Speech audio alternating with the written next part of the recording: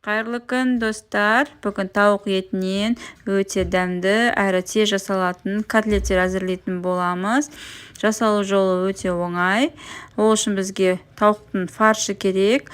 Пияз, картоп, сәбіз, бір жұмыртқа және де панировочный сухарий керек. Ең алдымен пиязымызды, картопымызды, сәбізімізді осылай блендерлен өткізіп алатын боламыз. Мен барлығын осылай блендерлен өткізіп алдым.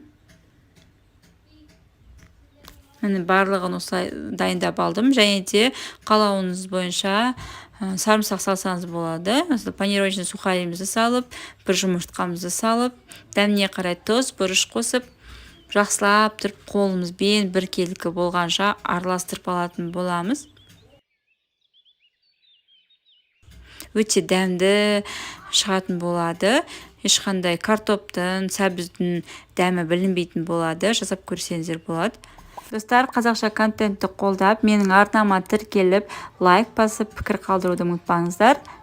Міне біздің котлеттеріміздің салмасы дайын болды.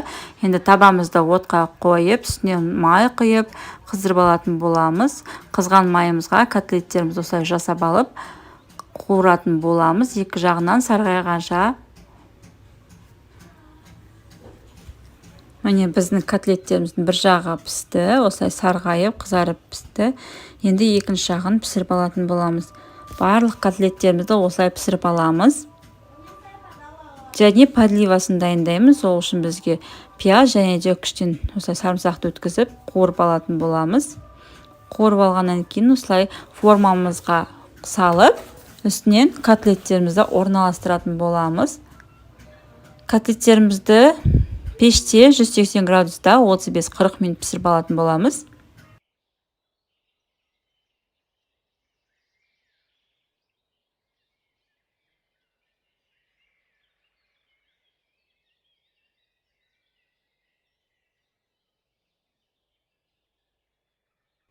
Котлеттеріміз піскенше біз гарнирін жасайтын боламыз. Менде гарниріне картоптарымызды осылай пісіріп алдым. Піскен картоптардың үстіне сүт салып, сары май салып, дәміне қарай тұз, бұрыш салып, осылай жақсылап біркелкі болғанша езіп алатын боламыз. Біздің гарниріміз дайын. Міне біздің котлеттеріміз дайын. Пюренің үстіне салып ұсынсаңыздар болады. Тез жасалынатын ыстық тағамдардың бірі. Жасап көріңіздер. Сіздерге ұнайды деген ойдамын. Видеоның соңына дейін қарағандарыңызға рахмет. Сіздермен болған мен Айдана.